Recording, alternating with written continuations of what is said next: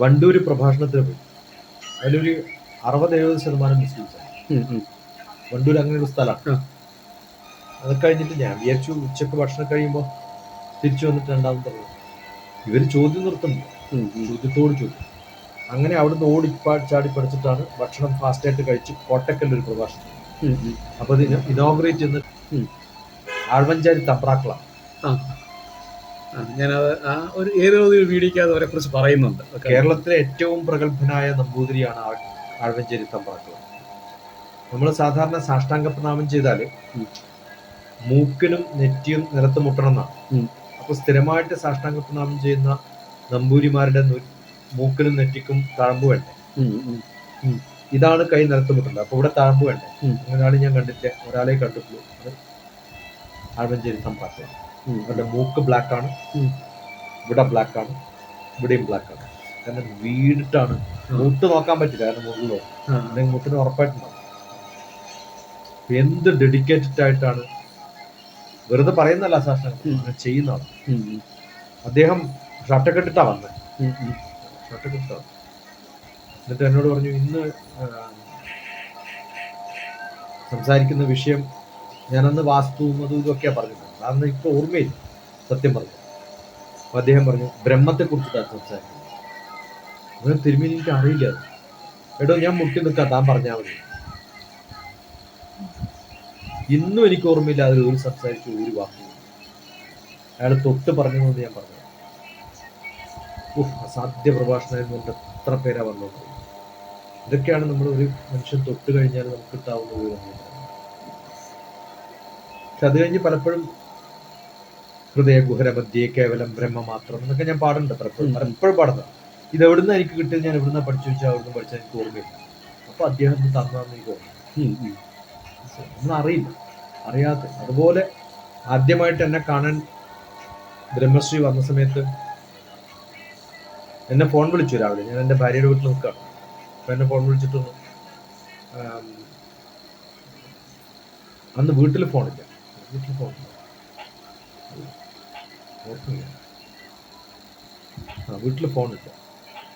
വീട്ടിൽ വിളിച്ചിട്ട് പറഞ്ഞു വീട്ടിലുണ്ടോ, എന്നെ കാണാൻ പറ്റുമോ? ആരായി KPC ഒന്നും എനിക്കറിയില്ല. ഓ ശരി, ഞാൻ വീട്ടിലുണ്ടെന്ന്. എന്നിട്ട് എൻ്റെ വൈഫിന്റെ അച്ഛനോട് ഞാൻ പറഞ്ഞു ഇങ്ങനെ KPC വരാന്ന് പറഞ്ഞിട്ടുണ്ട്. അപ്പൊ അച്ഛൻ പറഞ്ഞു, ഇത് എന്ത് മഹാപാപം ചെയ്യണം, അദ്ദേഹം നമ്മുടെ വീട്ടിൽ വന്നതാണ്. കാണണമെന്ന് ആഗ്രഹം ഉണ്ടെന്ന് അങ്ങോട്ട് പോയി കാണേണ്ട ആളല്ലേ തിരുമേനി. അപ്പൊ ടെലിഫോൺ നമ്പർ ഇല്ല. അടുത്തൊരു തിരുമേനിയുടെ ഒരു പ്രൊഫസർ ഉണ്ട്, അദ്ദേഹത്തിന്റെ വീട്ടിൽ പോയാൽ നമ്പർ കിട്ടുന്നു. നമ്മൾ അങ്ങോട്ട് പോയി നമ്പറൊക്കെ മേടിച്ച് വിളിക്കുമ്പോഴത്തേക്കും തിരുമേനി അവിടെ നിന്ന് പുറപ്പെട്ടു. അപ്പം എങ്ങനെയാണോ നിങ്ങളുടെ അടുത്ത് എത്താന്ന് ചോദിച്ചിരുന്നത്. അപ്പൊ ഞാൻ പറഞ്ഞു ബസ് സ്റ്റാൻഡിൽ അടുത്ത് ചോദിച്ചാൽ പറഞ്ഞു CVK വാര്യരുടെ വീട് ഏതാണ്. അച്ഛനവിടെ സ്കൂളിന്റെ ഹെഡ്മാഷും AEOയും പരിഷത്തും നല്ല സാമൂഹ്യ പ്രവർത്തകരും എല്ലാ പ്രോഗ്രാമുകളിലും അധ്യക്ഷത വഹിക്കുന്ന ഒരു സീനിയറാണ്. അപ്പോൾ ബസ് സ്റ്റാൻഡിൽ ചോദിച്ചാൽ മതി. ഇദ്ദേഹം എങ്ങനെ വരുന്ന പോലും എനിക്കറിയില്ല. അന്ന് ഈ 118 എണ്ണിയാണ് വളരെ സ്റ്റാറ്റസ് ഉള്ള കാർ. സാധാരണ പത്മിനി ഇല്ലേ, പത്മിനി കഴിഞ്ഞാൽ അതിന്റെ മുകളിലുള്ളതാണ് 118 എണ്ണി. അത് വലിയ കാറാണ്. പണ്ട് പ്രേം നസീറിന്റെ ഒക്കെ സിനിമയിൽ 118 എണ്ണി കാണാം. ആ സ്റ്റൈലിലാണ് വരുന്നത് തെരുവിൽ. അപ്പൊ അവിടെ ആരോട് ചോദിച്ചു, ഡോക്ടർ TPS ആർക്കും അറിയില്ല, CVK വാര്യർ ആണ്. അപ്പൊ അവർക്കൊക്കെ സംശയം ഇദ്ദേഹത്തിന്റെ CVK വാര്യർ. കാരണം ഇയാളെല്ലാവർക്കും അറിയാം, ഇദ്ദേഹം വലിയ മനുഷ്യനാണ്. അയാൾ നമ്മളെ തപ്പിട്ടാ വരണേ. ഇദ്ദേഹം വരുന്ന സമയത്ത് അതിന്റെ പിന്നെ ഒരു 10-20 ആളും വരുന്നുണ്ട്. ഗേറ്റിന്റെ അടുത്ത് എത്തുമ്പോഴത്തേക്കും നമുക്കൊരു വിധം എന്നെ ബ്രീഫ് ചെയ്തു. ഇത് ചെയ്യാൻ പറ്റില്ലാത്തവർ ആ അപരാധം ക്ഷമിക്കണമെന്നുണ്ട് കാലിലങ്ങോട്ട് വീണു. ഞാൻ മാപ്പപേക്ഷിക്കാൻ എനിക്ക് തെറ്റുപറ്റിപ്പോയതാണ്, ഞാൻ അങ്ങോട്ട് വന്ന് കാണേണ്ടതായിരുന്നു, ഇങ്ങോട്ട് വരാൻ പറയേണ്ടതായിരുന്നില്ല. അപ്പൊ ഞാൻ തന്നെ കുറിച്ച് കേട്ടിട്ടുണ്ടോ എന്നിട്ട് തലയിൽ കൈ വെച്ചിട്ട് വെച്ചിട്ട് പറഞ്ഞു, ഞാൻ നേടിയ എല്ലാ വിദ്യയും, കാലാകാലങ്ങളായിട്ട് എനിക്ക് കിട്ടിയിട്ടുള്ള എല്ലാ സ്വത്തും, അറിവിന്റെ എല്ലാ സംഭവങ്ങളും, ഞാൻ ചെയ്ത എല്ലാ നാമജപങ്ങൾക്കുമുള്ള ഫലം തനിക്കിരിക്കട്ടെ എന്നുള്ള കാര്യമാണ്. അങ്ങനെ ഒരു ഭാഗ്യം ആദ്യത്തെ എന്താ പറയുന്നത് വാക്യം. അന്ന് ഞാൻ എൻ്റെ ഇതിനകത്ത് പബ്ലിഷ് ചെയ്തിട്ടുള്ള സീഡ്ലിംഗ് എന്ന് പറഞ്ഞ ബുക്ക് എഴുതുക. 13th ചാപ്റ്റർ അന്ന് ട്രെയിനിലായ. അപ്പൊ ട്രെയിനിൽ നിന്ന് എഴുതാം. അപ്പൊ ഇപ്പൊ ക്ലാരിയോൺസിലാണല്ലേ എഴുത്ത്. എന്റെ ഭഗവാനെ, ഞാൻ തീർക്കാൻ പോണ ചാപ്റ്റർ എങ്ങനെ ഇദ്ദേഹം അറിയണം? മനസ്സിലായി. ഒരു ഭാഗ്യമായിരുന്നു. ഇദ്ദേഹം ഒന്നും ഇല്ലാണ്ടിരുന്നത് നമ്മളൊന്നും ചെയ്യാൻ പറ്റില്ല. ഒന്നും വേണ്ട. ഇദ്ദേഹത്തെ തന്ത്രസമുച്ചയം എന്ന പുസ്തകം എഴുതിയിട്ടുള്ള കേരളത്തിലെ ഏക വ്യക്തി. അദ്ദേഹം വരുന്ന സമയത്ത് കുടുമയാണ്, കംപ്ലീറ്റ് ഭസ്മാണ്, മേൽമുണ്ട് മാത്രമേ ഉണ്ടാവുള്ളൂ. ആ എടുപ്പ് കണ്ടാലുണ്ടല്ലോ ഏതൊരാളും കാലിലും ആ ഗമയാണ്. ഒരു നമ്പൂരിമാരും നേരെ നിൽക്കില്ല, അത്രയും ഗാംഭീര്യത്തോടുകൂടി. പിന്നെ അങ്ങോട്ട് എല്ലായിടത്തും എന്നെ കൊണ്ട് നടന്നില്ല. എല്ലായിടത്തും നടക്കാന്ന് പറഞ്ഞാൽ, ഞാൻ ഹൈദരാബാദിൽ നിന്ന് വരുമ്പോൾ ഇരിങ്ങാലക്കുട എത്തുന്നതിന് മുമ്പ് ചേർപ്പിലാണ് വീട്. നേരെ ചേർപ്പിൽ വീട്ടിൽ പോകും. വൈഫ് ഓട്ടോറിക്ഷയിൽ അവരുടെ വീട്ടിൽ പോകും. ഞാൻ അവിടെ പോയി ഭക്ഷണം കഴിച്ചിട്ടേ വീട്ടിൽ പോകാം. അപ്പോൾ തിരുമേനിയുടെ വൈഫ് വളർത്തി തരുമ്പോൾ പറയും, ഞാൻ വളർത്തി കൊടുക്കട്ടെ, എനിക്കതാ ഇഷ്ടം. തിരുമേനി തന്നെ വളർത്തി തരും. ഒരു അച്ഛൻ മകന് പോലും അങ്ങനെ വളർത്തി കൊടുത്തിട്ടുണ്ടാവും. അങ്ങനെ അടുത്തിരുന്നിട്ട് കഴിക്കും. അങ്ങനെ എന്നെ നോക്കിയത് വലിയ ഭാഗ്യമാണ്. അദ്ദേഹത്തിന് ആരും അങ്ങനെ ഒരു ശിഷ്യനായിട്ട് പറയാൻ ആരും ഉണ്ടായിരുന്നില്ല. അപ്പം അതൊരു വലിയൊരു. പിന്നെ എന്നെ റേഡിയോയിൽ വരണം, ടി വിയിൽ വരണം, അതൊക്കെ അദ്ദേഹത്തിന്റെ ആഗ്രഹം. എന്നിട്ടാണ് ഏഷ്യാനെറ്റിൽ പിടിച്ചോണ്ട് പോയതും പത്രത്തിൽ പതിക്കും, എല്ലാരും വിളിച്ചു ഇദ്ദേഹത്തിന്റെ പത്രത്തിൽ. അങ്ങനെയാണ് അദ്ദേഹത്തിന്റെ പുസ്തകത്തില് പിന്നെ എഡിഷൻ വരുന്ന സമയത്ത് എൻ്റെ ഒരു 3 പേജ് എനിക്ക് വേണ്ടിയിട്ടൊക്കെ എഴുതി.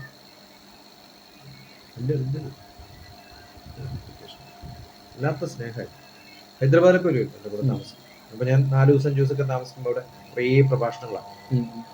അതൊക്കെ കഴിഞ്ഞിട്ട്, പ്രഭാഷണം കഴിഞ്ഞ് തിരുമേനി പോയി കഴിഞ്ഞാൽ ഞാൻ അവിടെ ഏതെങ്കിലും ഈ ആധ്യാത്മിക ഏതെങ്കിലും പീരിയോഡിക്കൽസ് ഉണ്ടാവും.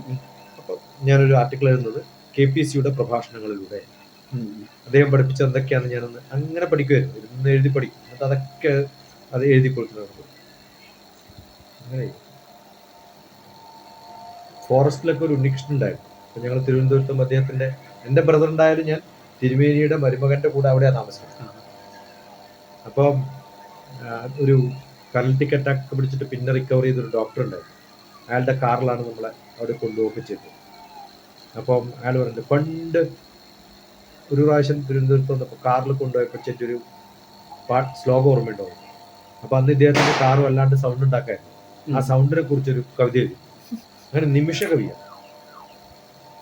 ഏത് സംഭവത്തിനും ഒട്ടനെ കവിത എഴുതി. അങ്ങനെ കഴിവുള്ള വ്യക്തിയാണ്. കൊച്ചുമകള് BA MS പഠിക്കാൻ വേണ്ടി ബാംഗ്ലൂർ പോകുമ്പോഴത്തേക്കും 300 പോസ്റ്റ് കാർഡുകൾ മേടിച്ചിട്ട് മകളുടെ അഡ്രസ് അതിനകത്ത് പ്രിന്റ് ചെയ്തു. എന്നിട്ട് എല്ലാ ദിവസവും ഓരോ പറഞ്ഞു. ഏതെങ്കിലും ഒരു മുത്തശ്ശൻ അങ്ങനെ കാണുമോ ലോകത്ത്? എന്തൊരു കാഴ്ചപ്പാടെന്ന് ആലോചിച്ചു. ആ ഓരോ ദിവസവും കത്തെഴുതാണ്. അതിന് അഡ്രസ് എഴുതേണ്ട പണി കുറക്കാൻ വേണ്ടിയൊക്കെ പ്രിന്റ് ചെയ്തു. നമ്മൾ ആര് ചെയ്തു? എന്നിട്ട് അതിനകത്ത് തിരുമേനി മരിച്ചതിന് ശേഷം നല്ലൊരു ആർട്ടിക്കിൾ ഉണ്ടായിരുന്നു. അന്ന് മലയാളം എന്ന് പറഞ്ഞൊരു വാരിക. അപ്പൊ അതിനകത്ത് ആ വാരികയിൽ കണ്ടിട്ട് ഞാൻ അവളുടെ നമ്പർ തപ്പി കണ്ടുപിടിച്ച് അവളെ വിളിച്ചപ്പോൾ ഞാനിങ്ങനെ, ഡോക്ടർ TP ശശികുമാറാണ്, അമ്മത്തെ മുത്തശ്ശൻ എത്രയാ കവിത അങ്ങയെക്കുറിച്ച് എനിക്ക് എഴുതി അയച്ചിട്ടുള്ളതെന്ന് തോന്നുന്നു. അപ്പൊ കൊച്ചുമകൾക്ക് എഴുതി അയക്കാണ് എന്നെ കുറിച്ച് കവിത. ഇതൊരു ഭാഗ്യം ആലോചിക്കണം അല്ലേ? തീർച്ചയായും. അപ്പൊ ഞാൻ എന്താ വിളിക്കേണ്ടത് അങ്ങേ ഒക്കെ പറഞ്ഞിട്ട്, അതെന്റെ വീട്ടുകാരനായിട്ടാ തോന്നുന്നു എനിക്ക്. കാരണം അത്രയും ഞാൻ കണ്ടിട്ടേ ഇല്ല. അത്രയും പറഞ്ഞ് മനസ്സിലാക്കിയിരിക്കുന്നു കൊച്ചുകുട്ടി. എനിക്ക് വലിയ ഭാഗ്യം. അപർണ നടത്തി, ഡോക്ടർ അപർണ. അന്ന് ഗൗരിയൊക്കെ വിളിക്കും. അടുത്ത കാലത്ത് ഇഷ്ടംപോലെ മെസ്സേജ് അയച്ചിട്ടുണ്ടായിരുന്നു. അവരുടെ അമ്മ ഗൗരി പേഴ്സണലായിട്ട് അയച്ചിട്ടുണ്ട്. ഇപ്പോഴും അതേപോലെ കാത്തു സൂക്ഷിക്കുന്ന കുറേ ഓർമ്മകൾ അവർക്ക് നല്ല പോലെ ഉണ്ട്. അതൊരു ഭാഗ്യമാണ്. ഒരു നല്ല ഗുരുവിനെ കിട്ടുക എന്നുള്ളതാണ് ഏറ്റവും നല്ല ഭാഗ്യം. ഞാൻ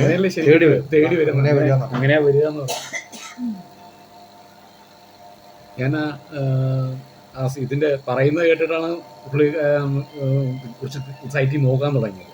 പിന്നെ രാമ അവിടെ എത്തുന്നു അങ്ങനെ തന്നെയാണോ? അല്ല, സ്വാമി രാമയെ ഞാൻ കണ്ടിട്ടില്ല. സ്വാമി വേദഭാരതിയാണ് ഞാൻ കണ്ടിട്ടുള്ളത്. സ്വാമി രാമയൊന്നും എനിക്ക് അറിയില്ല. പക്ഷെ ഞാൻ ഹൈദരാബാദിൽ കുറേ പ്രഭാഷണങ്ങൾ നടത്തുമ്പോൾ കേൾക്കാൻ വരുന്ന ഒരു വാരരുണ്ട്. അയാളെ പുരികം വാരെന്നാ പറയുന്നത്. കാരണം അയാളുടെ പുരികം കണ്ട മീശ പതി. അയാളെ BSNL റിട്ടേൺ ആലപ്പുഴയാണ്, വാരരാണ്. അപ്പം അദ്ദേഹത്തെ എനിക്കറിയാം. പക്ഷെ അങ്ങനെ പരിചയപ്പെട്ട് കഴിഞ്ഞപ്പോൾ ഞാൻ ഹൈദരാബാദിൽ എവിടെ പ്രഭാഷണം നടത്തുന്നുണ്ടെങ്കിലും ക്ലാസ് ഉണ്ടെങ്കിലും യൂണിവേഴ്സിറ്റിയിലാണെങ്കിൽ പോലും അയാൾ ഓട്ടോറിക്ഷ എടുത്ത് അവിടെ വരും. കുറേ ദൂരം 40 കിലോമീറ്റർ ഓട്ടോറിക്ഷ ഓടിച്ചിട്ട്. ആ സമയത്ത് ആൾ എനിക്കൊരു ഗിഫ്റ്റ് തന്നതാണ് ലിവിങ് വിത്ത് ഹിമാലയൻ മാസ്റ്റേഴ്സ് എന്ന ബുക്ക്.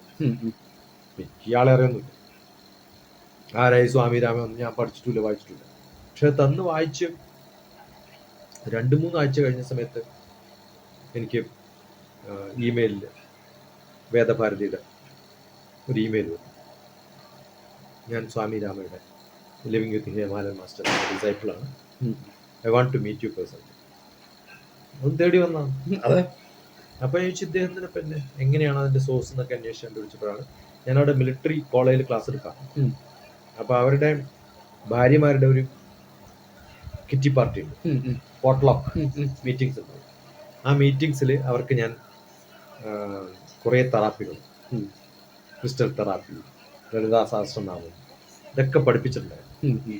അപ്പോൾ ഞാൻ മിലിറ്ററി കോളേജിൽ ക്ലാസ് കൊടുക്കുന്നുണ്ട്, ഇതും ചെയ്യും. അവർ രണ്ടാളും കമ്പൈൻ നോക്കിയപ്പോൾ ഏതോ ഒരു സയന്റിസ്റ്റ് സ്പിരിച്വലി ഹയറാണ്. ഈ കഥ ഏതോ റിട്ടയർ ആയിട്ടുള്ള ഒരു സീനിയർ ആയിട്ടുള്ള മിലിറ്ററി ഓഫീസർ ഡിഫൻസ് സെക്രട്ടറിയോട് പറഞ്ഞു. Defence secretary Swami വേദഭാരതിയുടെ ശിഷ്യാണ്.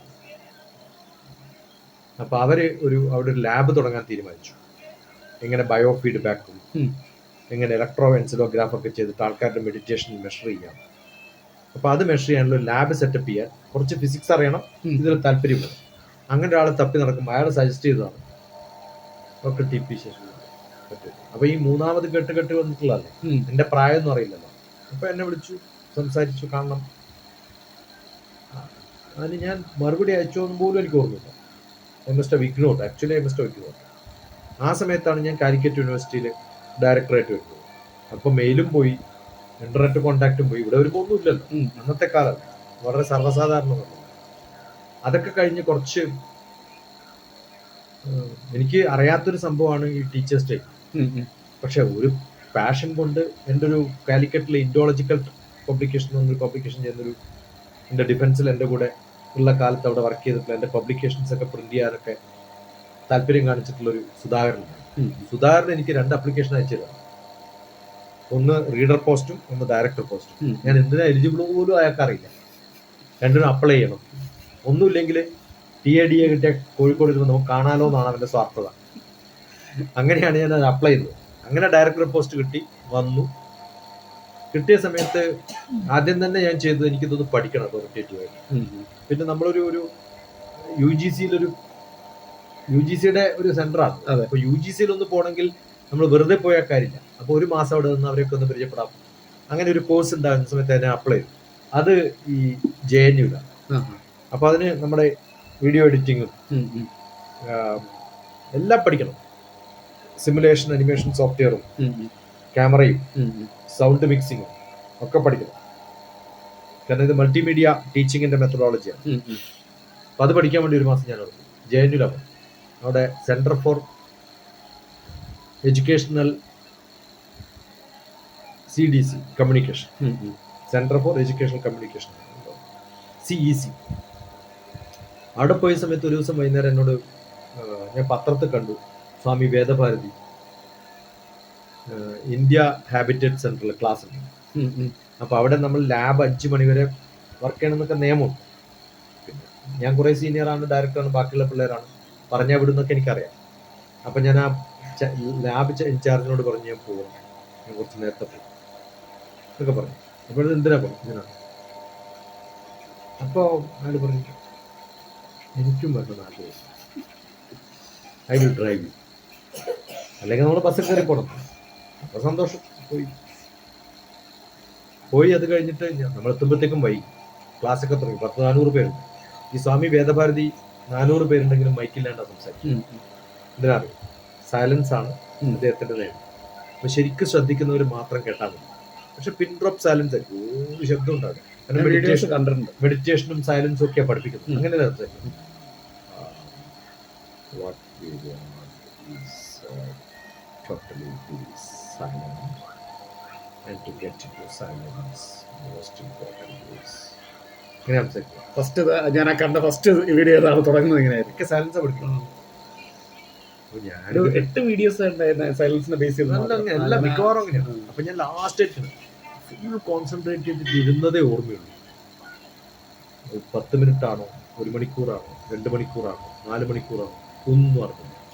I was totally immersed in that. Class കഴിഞ്ഞ് പറഞ്ഞു, doctor TPS come to stage. ഇയാൾക്ക് എന്നെ അറിയില്ല, എൻ്റെ പടം കണ്ടിട്ടില്ല, ഞാൻ വെബ്സൈറ്റിലുള്ള ആളല്ല, ഞാൻ അവിടെ വന്നു എന്നുള്ളതിന് ഒരു മെസ്സേജും കൊടുത്തിട്ടില്ല, എങ്ങനെ ഇയാളാണ്? മനസ്സിലായി? അയാളെ കാണാൻ വേണ്ടി ആൾക്കാർ ഇങ്ങനെ തുക്കി നടക്കാണ്. അപ്പോഴാണ് ഞാൻ നേരെ പോയി, we will have dinner together. You can also call the fellow who came along with you. എന്താ ഞാൻ ഒരാളെൻ്റെ കൂടെ ഡ്രൈവ് ചെയ്ത് വന്നിട്ടുണ്ടെന്ന് പോലും അദ്ദേഹം അറിയുന്നു. അതീന്ദ്രിയജ്ഞാനം അല്ലാതെ എന്താ പറയുക? എല്ലാ ഗുരുക്കന്മാരുടെയൊക്കെ. അത് കഴിഞ്ഞ് ഡിന്നറിന്റെ സമയത്ത് അന്ന് ഞാൻ ഈ വാരൻ എനിക്ക് ബുക്ക് തന്നില്ല എന്ന് വിചാരിക്കും. ഞാൻ സ്വാമി രാമയെ അറിയില്ല എന്ന് വിചാരിക്കും.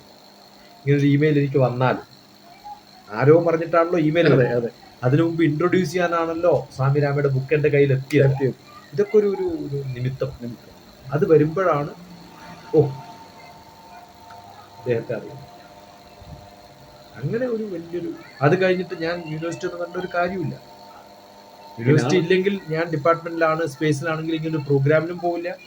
കാരണം അതിനേക്കാളും തിരക്ക് പിടിച്ച ദിവസങ്ങളായിരുന്നു. അതെ, ആ ഒരു സമയം കറക്റ്റായിട്ട് വന്നു, അതിങ്ങനെ പോയി. അതുകൊണ്ട് അതിൽ വിശ്വസിക്കുന്നതാണ്. ഒന്നും എൻ്റെ കഴിവോ ഞാൻ വേണമെന്ന് വിചാരിച്ചിട്ടോ, ഞാൻ വേണമെന്ന് വിചാരിച്ചിട്ടുള്ളൂ നിങ്ങളിവിടെ വന്നു, ഞാൻ വേണമെന്ന് വിചാരിച്ചിട്ടാണോ? അല്ല. ഇത് ഈ ഗ്രൂപ്പിൽ ഞാൻ ഇട്ടത് പോലും ആരാണോ വരണം, കാണണം, കൺഫർമേഷൻ കാണുന്നത്, സ്ഥിരമായിട്ട് മെസ്സേജ് അയക്കുന്നത്. ഇദ്ദേഹം അധികം മെസ്സേജ് അയക്കാറില്ല. അങ്ങനെ മെസ്സേജ് അയച്ച് കോണ്ടാക്റ്റിലുള്ള ആൾക്കാരെയാണ് ഞാൻ ആ ഗ്രൂപ്പിൽ ചേർത്തില്ല. അല്ലാതെ അങ്ങനെ ആരും ചേർത്തില്ല. മെസ്സേജ് ഒന്നും അയച്ചിട്ടില്ലാത്ത വ്യക്തിയാണ്. അങ്ങനെ അയച്ച് കൺഫേം ചെയ്ത് ഉള്ള ആൾക്കാരെയാണ് അതിനകത്ത് ചേർത്തിട്ടുള്ളത്. അതിൽ കാണണം താല്പര്യമുള്ളവരെ മാത്രമേ. ഞാൻ വീഡിയോസ് കാണാറുണ്ട്. പക്ഷെ ഞാൻ പറഞ്ഞില്ല, എന്റെ പേഴ്സണൽ ആയിട്ടുള്ള കുറെ പ്രശ്നങ്ങൾ ഞാൻ പറഞ്ഞില്ലേ, ഈ ഇതെല്ലാം ഞാൻ ഇതിന് എലിജിബിൾ ആണോ അല്ലെങ്കിൽ അങ്ങനെയുള്ള തോട്ടം എനിക്ക് ഇടയ്ക്ക് നമ്മളൊന്നും വിചാരിച്ചിട്ടല്ല നടക്കാന്ന് വിശ്വസിക്കുന്നത്. ഒരു നിമിത്തമാണ്.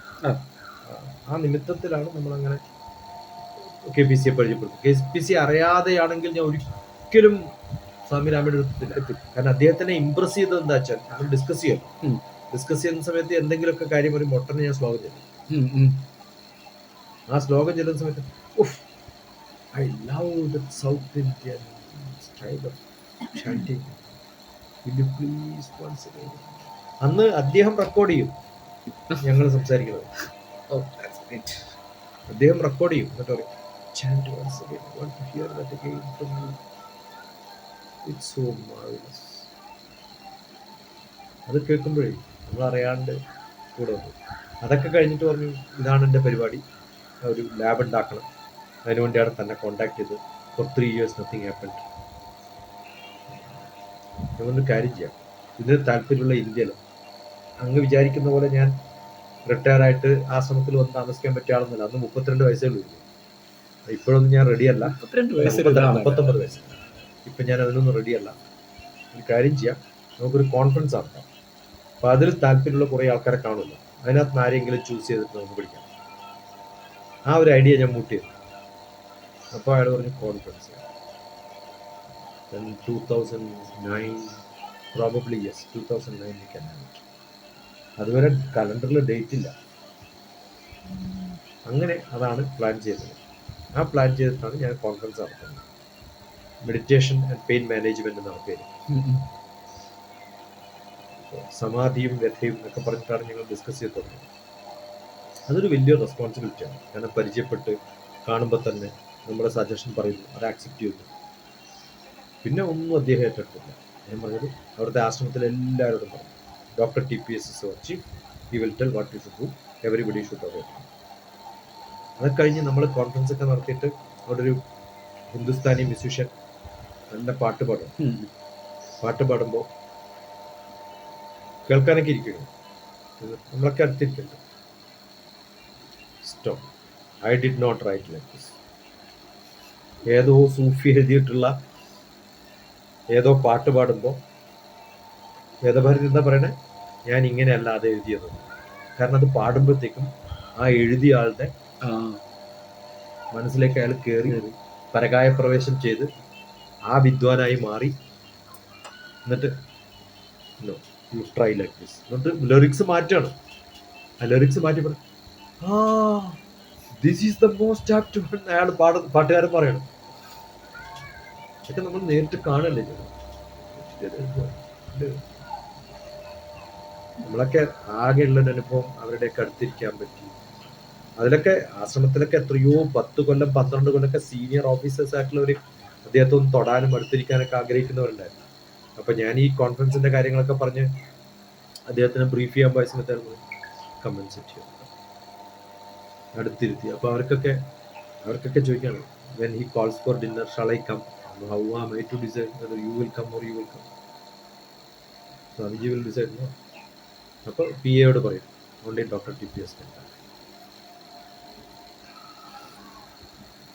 എന്നിട്ട് ചപ്പാത്തി കഴിക്കുമ്പോൾ ഞാൻ ഇന്നലെ പറഞ്ഞില്ല, how much it cost. Video കിട്ടും. Lotus seeds, you eat, enjoy this. I know when I trust you, I have given you a job. You don't have to tell me what you are doing. I know everything will go correct. ഇതൊരു trust ആണെന്ന് ആലോചിച്ചു. നമ്മളൊരു പണി കൊടുത്താൽ പിന്നെ അത് ചെയ്തു ചോദിച്ചോണ്ടിരിക്കില്ല. When I give you, I know you will do it. So don't brief me. I don't require that. അത് ബ്രീഫ് ചെയ്യേണ്ട കാര്യമേ ഇല്ല. എനിക്കറിയാം അതൊക്കെ നടന്നിട്ടുണ്ടാവും. അതുകൊണ്ട് ബ്രീഫ് ചെയ്യേണ്ട കാര്യമില്ല. I trust you totally. Do it the way you want. അതുകൊണ്ട് തന്നെ നമുക്ക് എന്ത് ചെയ്യാൻ പറ്റി, അന്നൊന്നും നമുക്ക് ഈ വീഡിയോഗ്രാഫിയും ക്യാമറയും ഒന്നും അത്ര എളുപ്പം കിട്ടുന്ന പോലെ ഡിജിറ്റൽ ഒന്നും അല്ലല്ലോ, കാസറ്റ് ഒക്കെ ഇട്ടിട്ടുണ്ട്. അപ്പൊ അന്ന് NIT റൂർക്കിയിൽ ഞാൻ ഈ കോഴ്സ് ചെയ്തുവല്ലോ, ചെയ്ത സമയത്ത് NIT റൂർക്കിയിൽ എൻ്റെ കൂടെ കോഴ്സ് ചെയ്ത ഒരു പ്രൊഡ്യൂസർ ഞാനോട് പറഞ്ഞു, 3 ക്യാമറ ഒക്കെ യൂണിവേഴ്സിറ്റിയിൽ നിന്ന് പോക്കണം റൂർക്കിയിൽ നിന്ന്.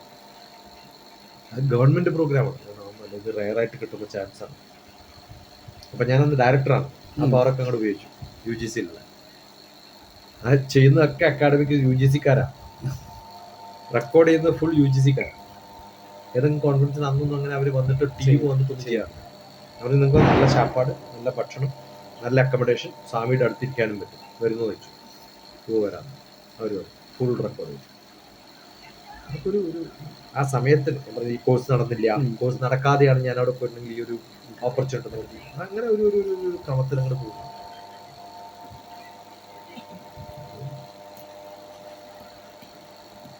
അതിനുശേഷമാണല്ലേ റിസൈൻ ചെയ്യുന്നത്? അല്ല, ഞാൻ 2009 ആകുമ്പോഴത്തേക്കും പിന്നെ മിക്കവാറും 2002 മുതൽ ഞാൻ ക്ലാസ് എടുക്കാൻ തുടങ്ങി. 2003 മുതൽ മാതാമൃതാനന്ദയുടെ ബർത്ത്ഡേയും അതിന് ഹൈദരാബാദില് ഒരു കോൺഫറൻസ് വന്ന സമയത്ത് ഗോപാലകൃഷ്ണൻ, ഡോക്ടർ ഗോപാലകൃഷ്ണനെ ഞാൻ ക്ലാസ് എടുക്കാൻ വിളിച്ചു. ഞങ്ങളുമായിട്ട് കോണ്ടാക്ട് ഉണ്ട്. അപ്പൊ എനിക്ക് തോന്നി ഇദ്ദേഹത്തെ ഒരു കോൺഫറൻസിന് വിളിച്ച ആൾ വരുമല്ലോ, ടീ അടിയെ കൊടുക്കും. ഞാനതിന് മുമ്പ് ഞാൻ കാശ് മുടക്കിയിട്ടാണ് കൊണ്ടുവന്നത്. അന്നൊക്കെ ഫ്ലൈറ്റ് ഫെയർ ചെറുതൊന്നും അല്ല, നമ്മുടെ ശമ്പളത്തിന്റെ നേരെ ഡബിളൊക്കെയാണ്. എന്നിട്ടും ഞാൻ കൊണ്ടുവന്നിട്ടുണ്ട്. ഇന്നൊന്നും അത്ര ധൈര്യമില്ല, അന്ന് അത്രയും ധൈര്യം ഉണ്ടായിരുന്നു, പഠിക്കണം എന്നുള്ള ആഗ്രഹം കൊണ്ടാണ്. അപ്പം ആ കോൺഫറൻസിന് ഞാൻ എന്തായാലും ഒരു slot, half an hour, doctor Gopalakrishnan international conference on പരവിദ്യ ആൻഡ് അപരവിദ്യ. ഇതെന്താണ് പരം, എന്താ അപരെന്ന് പോലും എനിക്കറിയില്ല. ഗോപാലകൃഷ്ണൻ എന്തായാലും കൊണ്ടുവരണം, എനിക്കൊരു ആഗ്രഹം. അങ്ങനെ അത് യെസ് എന്നൊക്കെ പറഞ്ഞ് പിന്നെ അദ്ദേഹത്തെ വിളിച്ചപ്പോഴാണ് ഞാൻ വരില്ല പറഞ്ഞപ്പോൾ ഞാൻ ഇവരോട് പറഞ്ഞു, അദ്ദേഹം വരില്ല, അത് നടക്കില്ല. നിങ്ങൾ തന്ന സ്ലോട്ടാണ്, ആരെ അരിച്ച കണ്ടുപിടിച്ചോളാം. നമുക്ക് വേറെ ആരും അറിയില്ല. ആരെയും കണ്ടുപിടിക്കാൻ പറ്റാത്തപ്പോൾ ഞാൻ എന്ത് ചെയ്തു, അപ്പം ആരും ഞാൻ തന്നെ പറഞ്ഞു. അങ്ങനെ ഞാൻ സ്റ്റേജിൽ കയറി ആദ്യമായിട്ട് അങ്ങനെ ഒരു സബ്സ്റ്റിറ്റ്യൂട്ട് ആയിട്ട് കയറുക. ആ പ്രഭാഷണം കഴിഞ്ഞപ്പോൾ 40 ടോക്ക് എനിക്ക് ബുക്കായി ഒരു മാസം. അപ്പൊ എനിക്ക് തോന്നിയ കൊള്ളാം, അറിയാത്ത പരവിദ്യം അപരവിദ്യം എനിക്ക് പറയാൻ പറ്റും. അങ്ങനെ പറഞ്ഞപ്പോഴാണ് ഒരു ധൈര്യം. പിന്നെ 40 പ്രഭാഷണങ്ങൾ കഴിഞ്ഞപ്പോൾ തിരക്കായി. അങ്ങനെ 2002 മുതൽ എല്ലായിടത്തും ഏതൊക്കെ സ്ഥലത്ത് പോകാൻ പറ്റുമോ, ദുബായ്, മസ്കറ്റ്, എല്ലായിടത്തും പ്രോഗ്രാം ഉണ്ടായിരുന്നു. അതൊക്കെ കഴിഞ്ഞ സമയത്ത് ഞാൻ വിചാരിച്ചു ഇനിയിപ്പം മതി, പെൻഷൻ കിട്ടിക്കഴിഞ്ഞാൽ ഒഴിവാകാം. 2009 പെൻഷൻ എടുത്തു. അപ്പോഴാണ് ഞാൻ PNC മേനോൻ്റെ അടുത്ത് പാലക്കാട് പോയിട്ട് എഡ്യൂക്കേഷൻ പ്രോജക്റ്റ് ഒക്കെ ചെയ്ത് അക്കാഡമിക്സിലേക്ക് പോയി. അക്കാഡമിക്സ് ആണ് എൻ്റെ ബേസിക് താല്പര്യം നോക്കി വെച്ചാൽ അതിനകത്ത് പോയി. ഇപ്പൊ അടുത്ത കാലത്ത് ലക്ഷ്മി ഗോപാലകൃഷ്ണനൊക്കെ മരിച്ചല്ലോ, ഡോക്ടറിനൊക്കെ കഴിഞ്ഞ സമയത്ത് അവർക്കൊരു വാക്കം ഉണ്ടെന്നൊക്കെ തോന്നിയിട്ട് ഇങ്ങനെ ലക്ഷ്മി എന്നെ കോണ്ടാക്ട് ചെയ്തു, ശരി എന്ന് പറഞ്ഞു. അതേ സമയത്ത് അത് കേട്ടിട്ട് ABC വന്നു, ABC കോണ്ടാക്ട് ചെയ്തു. പിന്നെ ഇതൊക്കെ സ്ഥിരമായിട്ട് വായിക്കുകയും പഠിക്കുകയും അമേരിക്കയിൽ പോകുമ്പോഴൊക്കെ ഗ്രൂപ്പിനെ പഠിപ്പിക്കുകയും സത്സംഗം വളരെ സൈലന്റ് ആയിട്ട് കുറെ ബുക്കുകൾ എഴുതുകയും ഇതൊക്കെ പഠിക്കുകയും ഒക്കെ ചെയ്തുകൊണ്ടിരുന്നുണ്ട്. പിന്നെ ആ ഒരു ടച്ച് വിട്ടിട്ടില്ല. നമ്മുടെ ആത്മസമർപ്പണം അല്ലെങ്കിൽ നമുക്കൊരു സംതൃപ്തിക്ക് വേണ്ടിയിട്ട് ചെയ്യുന്നത്, ആരെയും പഠിപ്പിക്കാൻ വേണ്ടി ഒന്നും പഠിക്കാറില്ല. പക്ഷെ പിന്നെ പല സ്ഥലത്തും പ്രഭാഷണം നമുക്ക് അറിയാം, മിക്കവാറും ഇതൊക്കെ ചോദിച്ചാൽ നമുക്ക് ഉത്തരം പറയും. അന്നൊക്കെ എഴുതി നോട്ട് ഉണ്ടാക്കി സ്ലിപ്പ് ഉണ്ടാക്കിയിട്ടൊക്കെയാണ് പോവാറ്. അറിയുന്ന കാര്യം പറയും. പിന്നെ നമ്മുടെ നാട്ടിലൊക്കെ നമ്മുടെ തൃച്ചംബരത്ത് അമ്പലം എന്ന് പറഞ്ഞ കൃഷ്ണ ക്ഷേത്രം, അവിടെയൊക്കെ പ്രഭാഷണം ചെയ്യുമ്പോൾ അമ്മയുടെ സിസ്റ്റേഴ്സും കുറേ സീനിയർ ആയിട്ടുള്ള നമ്മുടെ ആൾക്കാരൊക്കെ അല്ലേ, അവരുടെ മുമ്പിലൊക്കെ നമ്മൾ പ്രഭാഷണം നടത്തുമ്പോൾ നമുക്കൊരു സന്തോഷമുണ്ട്. പിന്നെ പല സ്ഥലത്തും പോകാൻ പറ്റി, യാത്ര ചെയ്യാൻ പറ്റി. ഇനി ഈ ക്ലാസ്സുകൾ എടുക്കാൻ പോകുന്ന സമയത്ത് എല്ലായിടത്തും പോകുമ്പോൾ നമ്മൾ കുറേ യാത്ര ചെയ്യും. യാത്ര ചെയ്യുമ്പോൾ കിട്ടുന്ന ഒരു നോളജ് ഉണ്ട്. രാമേശ്വരം പോകുന്ന സമയത്ത് രാമേശ്വരം, അത് കഴിഞ്ഞ് ദിയോഘർ എന്ന് പറയുന്ന സ്ഥലത്ത് ഒരു സ്കൂൾ ഇനോഗ്രേഷന് പോയി. സ്കൂൾ ഇനോഗ്രേഷന് പോയ സമയത്ത് വിവേകാനന്ദ സ്കൂൾ എന്നുള്ള പേര്. അപ്പൊ അത് ദേവഘർ എന്നാണ്. ദേവഘർ എന്ന് പറഞ്ഞ രാവണൻ പ്രതിഷ്ഠ നടത്തിയ ശിവക്ഷേത്രം. അത് അവിടുത്തെ ആരതി എന്ന് പറയുന്നത് നമ്മുടെ കാശിയിലെ ആരതി പോലെ. എവിടെയത്? ജാർഖണ്ഡിൽ. അവിടെ ഇപ്പൊ ഒരു എയർപോർട്ട് വന്നു, ദിയോഘർ എന്നാണ്, DEO, ബട്ട് ദേവഘർ എന്നാണ് എന്റെ പേര്. ദേവഘർ എന്ന് നോക്കിയാൽ അറിയാം. അപ്പൊ ദേവഘറിൽ നമ്മള് മാർക്കറ്റിലൊക്കെ നടക്കുമ്പോ, അതിന് മുമ്പ് ഞാൻ കാശി പോയത്, തൊട്ട് മുമ്പ് 1 മാസം മുമ്പ് 2 മാസം മുമ്പ്. അപ്പൊ ആ ദേവഘറിൽ നടക്കുമ്പോൾ കാശിയുടെ സ്ട്രീറ്റിൽ നടക്കുന്ന അതേപോലെ തോന്നും. അജഗജാന്തര വ്യത്യാസമുണ്ട്, പക്ഷെ സ്ട്രീറ്റുകളും ആൾക്കാരും ഭക്ഷണവും ഒക്കെ ഒരേപോലെ. ആരതി പോലും അതുപോലെ. അപ്പൊ അവിടെ എത്തുന്ന സമയത്ത് ആരതിക്ക് പോകാൻ തൊഴുതിട്ട് വരാമെന്ന് മാത്രമേ വിചാരിച്ചത്. അപ്പം അന്ന് UP-യിലെ ഈ അഡ്വക്കേറ്റ് ജനറൽ ഒന്നത്തെ ടോപ്പ് മോസ്റ്റ് ആണ്. അപ്പൊ അദ്ദേഹം ഒരു ഗസ്റ്റ് ആയിരുന്നു. അദ്ദേഹം ലേറ്റ് ആയിട്ടാവും. അപ്പൊ ഞാൻ അദ്ദേഹം ഇനോഗ്രേറ്റ് ചെയ്തു. ലേറ്റ് ആയിട്ട് വന്ന് ഞാൻ ഇനോഗ്രേറ്റ് ചെയ്തു. പ്രോഗ്രാം നടക്കണം. അത് കഴിഞ്ഞപ്പോ അദ്ദേഹം വന്നപ്പോ പരിപാടിയൊക്കെ കഴിഞ്ഞു. അപ്പം ആരാ ഇനോഗ്രേറ്റ് ചെയ്തെന്ന് ചോദിച്ച സമയത്ത് സോറി ലേറ്റ് ആയിരുന്നു, ഡോക്ടർ TPS. അപ്പൊ അല്ലെങ്കിൽ അദ്ദേഹത്തെ പരിചയപ്പെടേണ്ട കാര്യം പോലും ഇല്ല. അപ്പൊ ഏതായിരുന്നു ക്ഷേത്രത്തിൽ പോകുമ്പോഴത്തേക്കും അവിടെ VVIP ട്രീറ്റ്മെന്റ് ആണ് അദ്ദേഹത്തിന്. അപ്പൊ അദ്ദേഹം എന്നെ VVIP ആയിട്ടാണ് അദ്ദേഹം കരുതുന്നത്. പിന്നെ കൊണ്ടുപോയിട്ട് ഈ പൂജാരി ഇരിക്കുന്നതിന്റെ പിന്നിലാണ് ഞങ്ങൾ ഇരിക്കുന്നത്. ശരിക്കും ബ്രാഹ്മണന്മാർ മാത്രം ഇരിക്കുന്ന മണ്ഡപമാണ്. അപ്പൊ അദ്ദേഹം ഇരിക്കുന്നത്, ഞാൻ. അപ്പം ആ പൂജാരി ആരതി കാണിക്കുമ്പോഴും ഒക്കെ മുമ്പിൽ ആൾക്കാർ ഇങ്ങനെ വീഡിയോ എടുക്കുന്നുണ്ടല്ലോ, അതിൽ ഫുൾ നമ്മളുണ്ടാവും ആ ഒരു ദിവസം. ഇതൊക്കെ ഒരു ഭാഗ്യമാണ്, അറിയാണ്ട് പെട്ടു പോകുന്നു. അദ്ദേഹം ഇല്ല, ലേറ്റ് ആയില്ല, ഇനോഗ്രേഷൻ കഴിഞ്ഞ് അപ്പൊ തന്നെ പോയി, ഒരിക്കലും കാണാൻ പറ്റില്ല.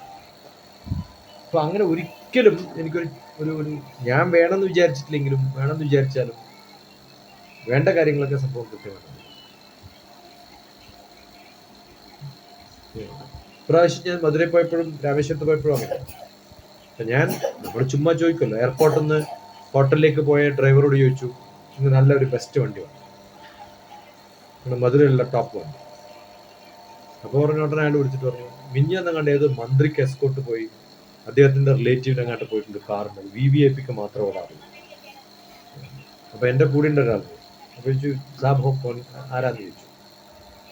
അവർ ചോദിച്ച സമയത്ത് ഇത് പണ്ട് ക്യാബിനറ്റ് സെക്രട്ടറിയിലൊക്കെ ഉണ്ടായിരുന്നു. എന്നപ്പോ VVIP ഒന്നും ബോർഡൊന്നും മാറ്റാണ്ട് വരാം.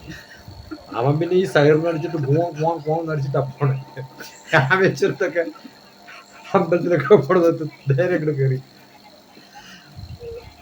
പിന്നെ ഡ്രൈവർ തന്നെ അവന്റെ കോണ്ടാക്ടിനെ വിളിച്ചു റെഡിയായിട്ട് VVIP വരുന്നുണ്ട്. ഇങ്ങനെ കൊണ്ടുപോകണം. ഒന്നും അറിയുന്നില്ല. അത് ഞാൻ വേണമെന്ന് വിചാരിച്ചിട്ട് പറഞ്ഞിട്ട് ഒന്നുമല്ല. അതിങ്ങനെ ജസ്റ്റ് ഇറ്റ് ഹാപ്പൻസ്. നമ്മൾ നോന്നൊന്നും പറഞ്ഞിട്ടില്ല. ഞാൻ നടന്നു പോകുന്ന എല്ലായിടത്തും നല്ല കണ്ടായിരുന്നു വീഡിയോ. അത് കഴിഞ്ഞ് നമ്മുടെ ഇവിടെ പോവല്ലോ സേതു, അവിടെ പോണ സമയത്ത് ആ കംപ്ലീറ്റ് ഐലൻഡ് ഫ്രീ അല്ലേ, പക്ഷെ അങ്ങോട്ട് എത്തുമ്പോഴത്തേക്കും നിറയെ ആൾക്കാരാണ്. അപ്പൊ നേരെ ഇവൻ VVIP അടിച്ചു പോലെ ഈ ബ്ലോക്ക് ചെയ്തിട്ടുണ്ടാവല്ലോ റോഡ്, അവനിങ്ങനെ ട്രീറ്റ് അടിച്ചിട്ട് ഇത് VVIP ബോർഡ് കൊണ്ട് കീക്കി എല്ലാ പോലീസുകാരും ഇതൊക്കെ മാറ്റിട്ട് നേരെ വഴിയായിട്ട് നമ്മളങ്ങോട്ട് അതിന്റെ ഉള്ളിൽ പോയി അവിടെ വിടും. ശരിക്കും അങ്ങനെ പോകാൻ പാടില്ല. ഞാൻ ആ പൊസിഷനൊന്നും ഉള്ള ആളൊന്നുമല്ല. നമ്മള് വേണമെന്ന് വിചാരിച്ചിട്ടല്ല ചെയ്യണം. അതല്ലെങ്കിൽ കുളിച്ചിട്ടൊക്കെ വരുമായിരിക്കും, പക്ഷെ ഒരു 6 മണിക്കൂർ 8 മണിക്കൂറൊക്കെ ഇതിപ്പോ 20 മിനിറ്റ് കൊണ്ട് നമ്മുടെ പണിയൊക്കെ തീരും. എല്ലായിടത്തും അങ്ങനെ. നമ്മളിപ്പോ ബദ്രീനാഥ് പോകുമ്പോഴും ഞാൻ അവിടുത്തെ ശങ്കരാട്ടനാണ് അവിടുത്തെ റാവൽജി, നമ്മുടെ പെയിന്റുകാരൻ, അവിടുത്തെ പൂജാരി. അപ്പൊ അദ്ദേഹത്തെ ഞാൻ വിളിച്ച് പറഞ്ഞിട്ടൊന്നുമില്ല. ഈ ഒരു അനുഭവം വന്ന സമയത്ത് നേരെ പിടിച്ചു പോയി. അപ്പോൾ വയസ്സായിട്ടുള്ളതാണ്. അദ്ദേഹം പറഞ്ഞു ഞാൻ ഇപ്പൊ വരാം, ഞാനും വരാം സ്റ്റേഷനിലേക്ക്, അല്ലെങ്കിൽ അവരൊന്ന് പറഞ്ഞാൽ കേൾക്കുന്നു. അവിടെ റാവൽജി എന്ന് പറഞ്ഞ രാജാവിനെ പോലെയാണ്. കാരണം ആ ഒരു കംപ്ലീറ്റ് സിറ്റി നടക്കുന്ന ഒറ്റ അമ്പലത്തിന്റെ പേര് എന്റെ ചീഫാണ്, അവിടുത്തെ സെക്രട്ടറിയാണ് ട്രസ്റ്റിന്റെ. ഞാനും വരാം. എല്ലാ പോലീസുകാർക്കും നമ്മളൊരു ഡിഫറൻസ് ഉണ്ട്. അദ്ദേഹം തന്നെ വന്നു എന്ന് പറഞ്ഞു കഴിഞ്ഞാൽ വിശ്വസിക്കാൻ പറ്റും.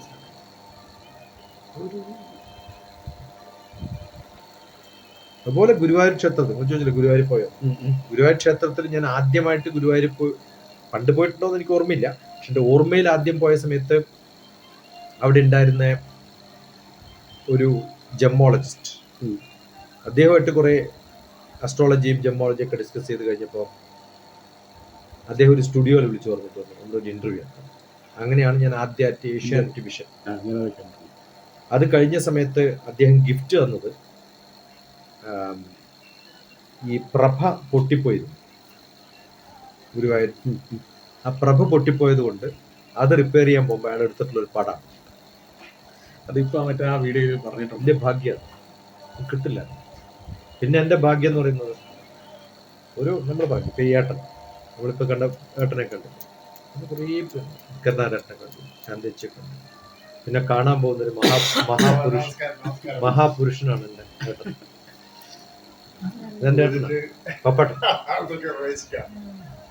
ഇതാണ് എന്റെ ഏട്ടൻ പപ്പട്ടൻ. പപ്പട്ടന്റെ കാര്യം ഞാൻ പറഞ്ഞിട്ടില്ലേ ഇല്ലേ? ഇന്ന് കുളത്ത് പോകുന്ന വെള്ളം എങ്ങനെയുണ്ട്? നല്ല വെള്ളം. ഞാൻ ശരണയും കുട്ടി നാളെ ഉസ്താദെങ്കിൽ ഉസ്താദ്. എവിടെയാ സ്വദേശം? എവിടെയാ ഇത്? വലിയ മനുഷ്യനാണ്, റഫറിയാണ് പുഴിഞ്ഞാമ്പാറ ജിമ്മി ജോർജിന്റെ. നമ്മളൊക്കെ അലൈൻ്റെ പോയപ്പോ ജിമ്മി ജോർജിന്റെ ബ്രദർ വന്നു പട്ടണം. തൊട്ടടുത്ത് എന്റെ ഫ്രണ്ട് ജെയിംസ് ഉണ്ടാ നിങ്ങൾ